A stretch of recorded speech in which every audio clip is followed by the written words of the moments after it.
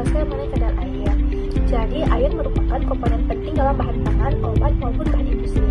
Kadar air menentukan kualitas, daya tahan, dan nilai ekonomi suatu produk. Kali ini, saya akan membahas 3 metode analisis kadar air yang umum digunakan. Yang pertama itu, ada metode open vacuum.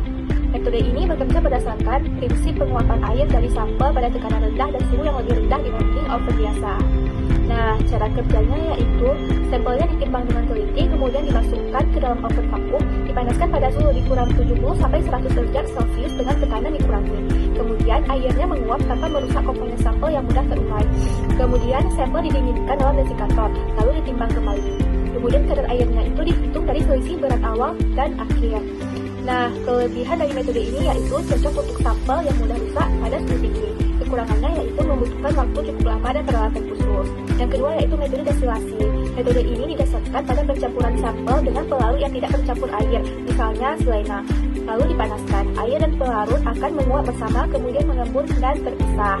Nah, cara kerja dari metode destilasi ini yaitu sampelnya dicampur dengan pelarut dalam tabung destilasi, kemudian dipanaskan hingga campurannya mendidih. Kemudian uapnya akan terbentuk, didinginkan dan menetes ke tabung ukur. Kemudian air mengendap di bagian bawah, pelarut di bagian atas. Kemudian volume air terbaca langsung dan dihitung persentasenya. Kelebihan dari metode ini yaitu cepat, tidak merusak sampel, cocok untuk bahan yang mengandung minyak atau lemak. Kurangannya yaitu perlu pelarut khusus, kurang akurat untuk kadar air yang sedikit. Nah, metode yang ketiga yaitu metode filtrasi Karl-Fischer.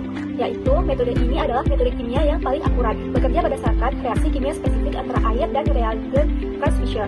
Cara kerjanya yaitu campuran dilarutkan dalam pelarut yang sesuai, dititrasi dengan larutan standar Karl-Fischer hingga titik akhir. Dia akan menghasilkan perubahan warna atau perubahan arus listrik. Nah, jumlah reagen yang digunakan dihitung untuk mengetahui kadar air. Kelebihan dari metode ini yaitu sangat akurat, cepat, dapat mendeteksi kadar air sangat sedikit. Kekurangannya yaitu reagen mahal, harus terhindar dari uap air lingkungan. Jadi kesimpulan dari ketiga metode tersebut yaitu dengan metode oven vacuum dia berbasis penguapan, aman untuk sampel panas. Kalau destilasi dia berbasis pemisahan campuran, praktis untuk bahan berminyak. Kalau metode filtrasi dia berbasis reaksi kimia paling akurat untuk kadar air yang rendah. Nah, pemilihan metode tergantung juga jenis sampelnya, tingkat akurasi yang dibutuhkan dan ketersediaan alatnya. Semoga penjelasan ini membantu kalian memahami cara menentukan kadar air dengan benar.